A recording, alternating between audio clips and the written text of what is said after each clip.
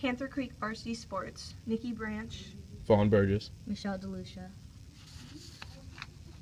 Some of the variables and parts of the experiment were our independent variable, which were hours of practice, our dependent, which was game performance, our correlation, which was the relationship between more practice and higher game performance, our control group, which was our team with the median amount of hours, which was basketball, and our experimental, which was a team that practices the least and most, which least soccer, most football.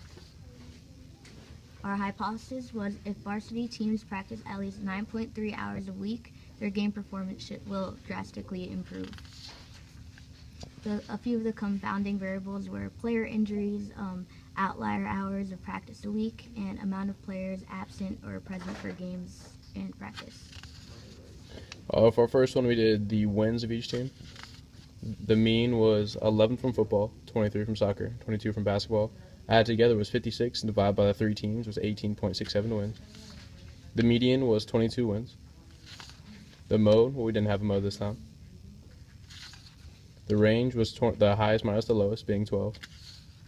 And variance was take each of those, divide each of the wins to minus the mean, square them all, add them all together, then divide by the total of teams, and that was 29.55. Then you take the square root of that to find your standard deviation, and that was 5.44. Then using a normal distribution graph, we show where football, basketball, and soccer all lay on the graph. Then we calculated out losses for each team. The mean of all teams was 3 plus 1 plus 6 divided by 3, so the mean was 3.33 losses. The median for these teams was 3 losses. There was no mode. The range was 6 minus 1, 6 being the highest number of losses, 1 being the lowest, so the range was 5. For variance, we took the mean and subtracted the mean from all of our data points, so 0.33, negative 0.233, 2.67, squared them all, added them all together and divided them, so our variance was 4.23. To find the standard deviation, we took the square root of 4.23, which was the variance, and we got 2.06. This is a normal distribution graph of the losses, so we show where soccer, football, and basketball all lie within the losses, so soccer having the least amount of losses and basketball the most. Then we talked about our hours.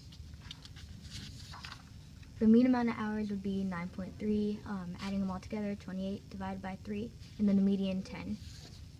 We had no mode, and our range would be 6. Then for the variance, we did the exact same thing as we've done before, subtracting the mean from each of the amount of hours practiced, and then squaring them all up, adding them all, and then dividing by 3 again, and that will be 6.22. And then I took a square root of that, and the standard deviation was 2.49. We showed out the graph showing how soccer had the least amount of hours, basketball had the second least, and then football had the most hours. And conclusion, our hypothesis was actually incorrect, which is surprising to us because soccer practiced the least but performed the best out of all the teams. So that surprised all three of us. Thank you for listening. This was quite a lovely experience.